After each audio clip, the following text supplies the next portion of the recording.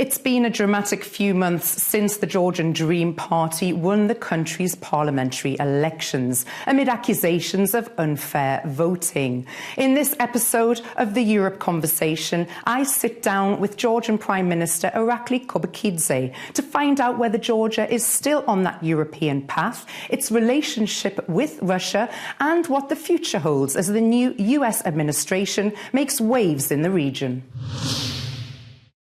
Prime Minister, great to see you again. Before the elections, you told Euronews that you wanted Georgia to be a fully fledged member of the European family. You know, after all that has happened between Tbilisi and Brussels since then, if Brussels were to call tomorrow, would you go, and would you go into talks and restart those negotiations? Well, thank you for your interest, and it's great to see you again and to have this opportunity to speak with you, to your audience. Yes, so we have a very strong foreign policy priority, and that's the full-fledged membership in the European Union. We are facing some significant challenges with the European bureaucracy, but we are still very optimistic that Georgia's EU membership by 2030 is achievable. So that's our medium-term goal, and we will be consistent in terms of following this goal. And I am hopeful that the approach towards Georgia will be more fair in the next upcoming years. So we will do our best in order to promote our European path. Are relations with the EU at a crisis point as far as you're concerned then? We are interested to have a kind of healthy relations with the European Union, which is not the case at this moment.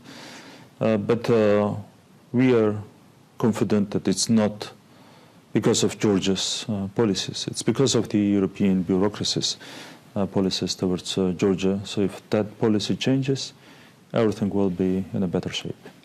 Looking at your strategy for moving ahead then, you know, is Georgia very firmly on that pro-European path? If it's not immediate, what is your path for the foreseeable future?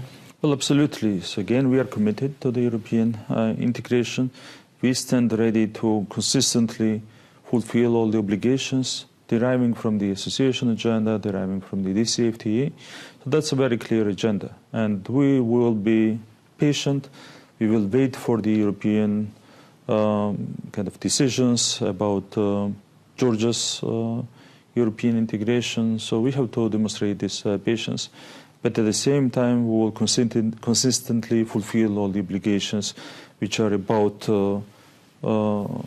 accelerating our European integration. How are you taking that conversation with the Georgian people forwards? You know, was the election enough? Do you think you'll be holding a referendum in the near future? So we are the government for all citizens. Our support was 54%, but around 38% of Georgians voted for the radical opposition. We have to take care also of their interests. It's also one of our responsibilities. What is your current relationship like with Russia? Do you have any plans to reopen the Russian embassy in Tbilisi?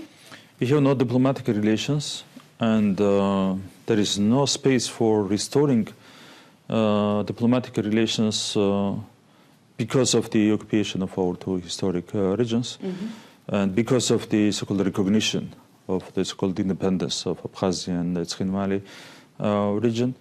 But we are running the pragmatic policy, and that's the key content of our policy towards Russia.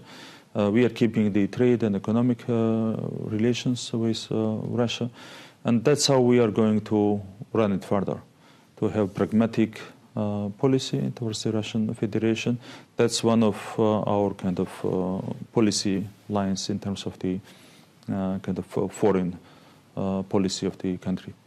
Around 20% of Georgia's territory is occupied by Russia. You know, does Georgia intend to take those territories and reclaim them back? So the territorial integrity of Georgia is, of course, one of the national issues for our country, for our people. This territorial integrity is recognized by the international community, and of course we have to defend our national interest in this respect. But our vision is peaceful. We have been repeatedly saying that a non-peaceful solution is absolutely impossible in this case, and only peacefully we would like to restore our territorial integrity. It has no alternative. And we are hopeful that at some point this will be realistic. Let's see. Georgia has lost more than 14,000 lives through Russian aggression over the years. You know, Georgians understand the situation better than anyone else, you know, from anyone who suffered from a war. If Russia and Ukraine were to enter into a peace agreement, who would you be backing? So we suffered a lot since early 90s, as you have mentioned, and that was the key reason why we had to fight a lot so intensively to avoid another war in Georgia. And it was not easy for us not to become the second front line, because there was a very high interest and there was a request in this respect, and we did our best to avoid another war in Georgia. In terms of the peace negotiations between Russia and Ukraine, I think it has no alternative.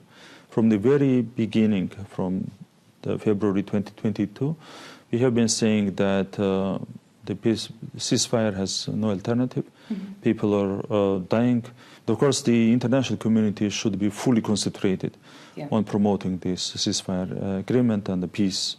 That's the key for improving the overall situation in the region and in the world. Do you see Georgia's future as being fully integrated into Western security and the economic system, even if it means a worsening relationship with Russia?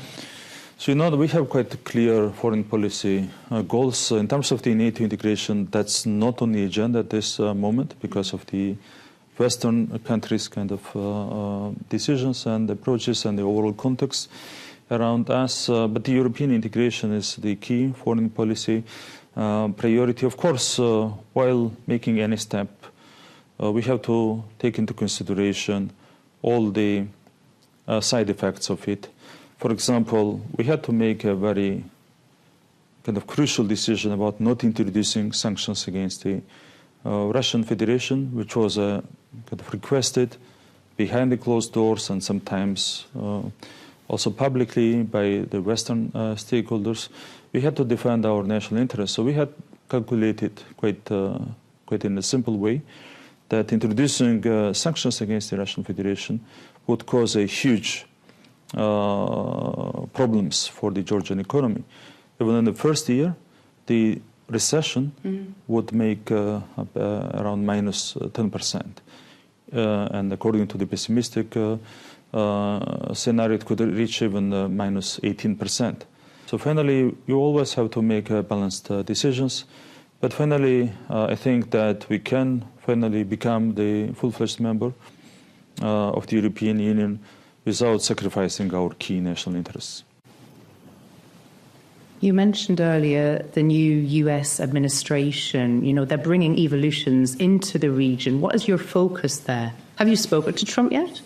Not yet, but we are optimistic, and the Georgian people is optimistic when they are listening to the recent statements, also about the USAID, for example, about NED. So we have been talking about these problems since 2021. We have initiated the transparency law in Georgia, which has been criticized by the U.S. Embassy very heavily under the previous administration. This law was just about the transparency, about submitting the annual financial declarations by the NGOs to the Ministry of Justice of Georgia. And the U.S. Embassy under the previous administration said that it was the black day for Georgia. So we are very much happy that our messages are the same, coinciding with the new administration's messages. And of course, these developments make us very optimistic that we can restore the partnership with the United States. You know that the former administration suspended the strategic partnership with Georgia. And we have stated very clearly that Georgia is ready to restore the strategic partnership with the United States. Can you tell me about the strategic role that Georgia plays as a transit door between Asia and Europe? How important is that? Initiative. Historically, Georgia was connecting Europe with Asia and East with the West. And we would like to restore this historic function for Georgia as much as possible.